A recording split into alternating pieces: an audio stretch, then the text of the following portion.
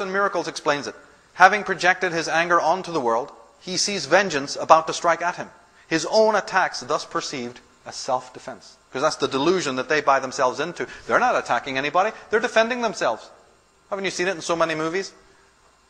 If you can convince yourself that somebody's attacking you, then you're justified, aren't you, in your own head? You don't care if you're impeached.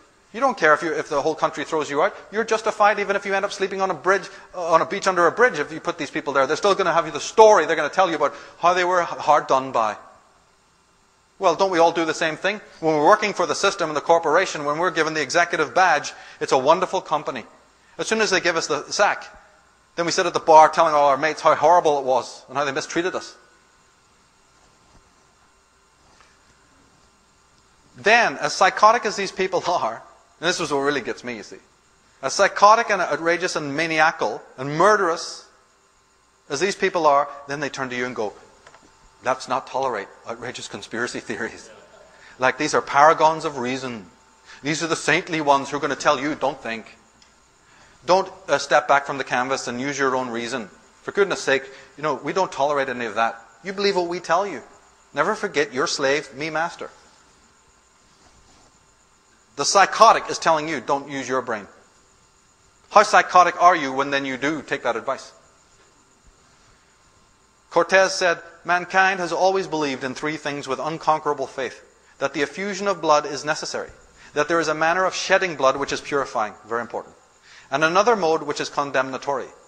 History clearly attests these truths. It presents to us the narrative of cruel acts of bloody conquests, until the earth appears to us like an immense sea of blood, which neither the piercing breath of the winds can dry up, nor the scorching rays of the sun can absorb. There are such people in the world. So they want to create the schizogenic society, because they are schizophrenic.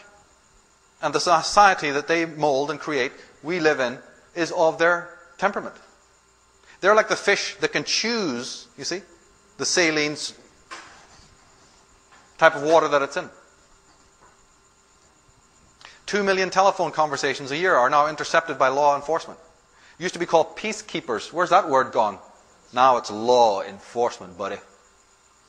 Between 1990 and 1996, the number of workers under electronic surveillance increased from 8 million to 30 million.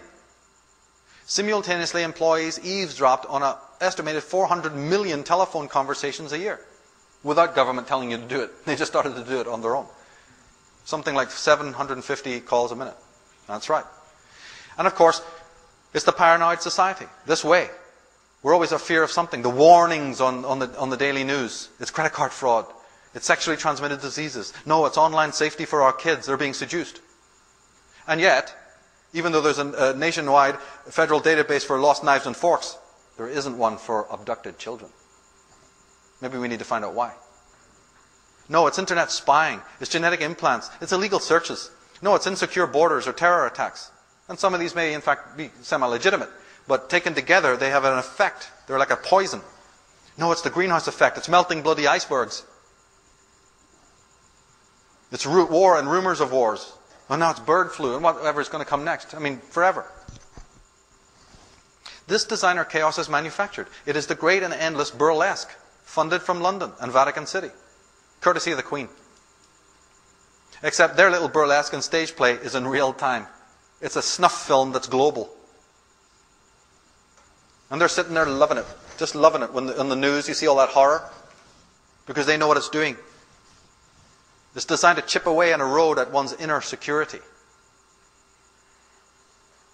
Because they knew if they came to you openly, to get what they wanted, you wouldn't vote them in. And even if they operate too openly, you wouldn't allow it.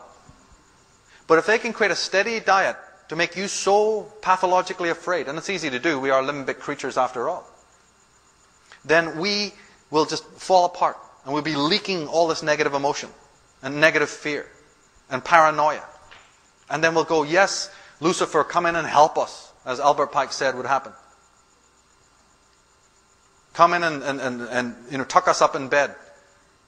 So when you find yourself in this utterly crazy place, this war on terror, let's understand why. It's by design. In fact, you know something? If you're really symbolically literate, whenever this term war on terror, which I might add is a psychological term, it's not saying terrorism. which is political, or terrorists. It says war on terror. Now, terror is a psychological term. It's an inner state. Cold War, nuclear war, atomic war. Think about what those words really mean. They've got very little to do with external things. Atomic war, genetic war, Cold War, now war on terror. And you know how the right brain hears it? It's not war on terror, but war on terra. T-E-R-R-A. War on earth. Because it is a war on earth. And it's old. It's been in the making a long time. But the experts, the scientists know that when you're faced with a life-threatening situation, the reptilian hindbrain, the most primitive part of the human brain, switches off all activity, except that which keeps us alive. It sends the subconscious message, don't move, don't breathe, don't blink, or you'll be seen and attacked. You see? And that's what we do. We switch off. We're in a traumatized situation. Now, of course, we might make the mistake of looking to our little domestic syndromes for the reason for this massive stress. And we often don't really find the answer there. We may do even some cleansing and local homework, and yet it's like normal to be stressed. We don't realize we're like in a culture of stress, like a petri dish. As we said, R.D. Laing said that your insanity, your pathological situation, your stress or whatever, hypertension, this is a perfectly natural adjustment to a totally unnatural and negative environment. So you can keep on researching your little domestic thing and your little relationship problems. Guess what? That may account for a very small fraction of the real reason why you're in the state that you're in, as a matter of fact. So some people finally start to realize or get a grip on this, what I'm talking about. And you might phrase it like some people say, have I been sold a lie? Becomes a mantra. Because I think something's up here. I don't like what I see. I'm not going to wear a tie-dye and become a hippie, but I'm sure that something's off here. Have I been sold a lie? But the smarter person, the one who's really going to affect change in this world, says the same thing but in a different way. He says, have I bought a lie? Because somebody can sell you something, but you don't have to buy it. When you understand that you've bought into it, that these people have no power at all, they do have control, but you have the power. You give it away. Then you affect change. One is a road to nowhere, and the other one is a road to salvation. So what is the great change? The Pluto's approach and the countdown to 2012. What's going to happen? Can we get maybe even a broad theme, a broad pastiche of what that might be? Well, man runs away from his own shadow self and has a sadistic relationship with himself and with his darker emotions, quote unquote. But, like biological white blood cells, ladies and gentlemen, these darker emotions exist to signal that something is wrong within the body politic and to let us know that we are under attack, either from ourselves or from some other external source.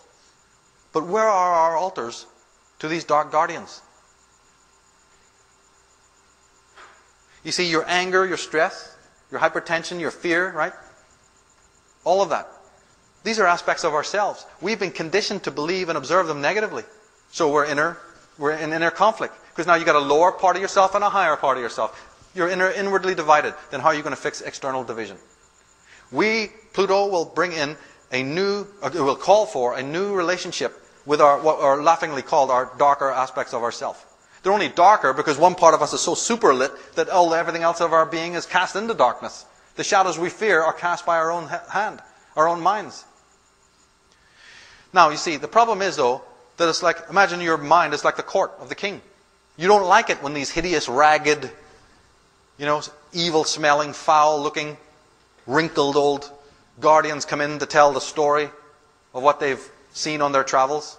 No, we want Don Juan and white horses and perfumery and wonderful tales of high adventure. So when these strange people come into our court and try to tell us in their croaking voices an amazing story of where they've been and what they've seen, we go, get away anger, get away violence, get away all of that. And we're told not to listen to these beings. So we have an inner conflict at hand. But these are aspects of ourselves that have an amazing story to tell us about the world and about reality. We better start listening to what these guardians are saying. So we must come into a new kind of relationship with the so-called dark guardians, that part of ourselves that we do not heed. We've been taught to censor ourselves to a pathological degree, and as a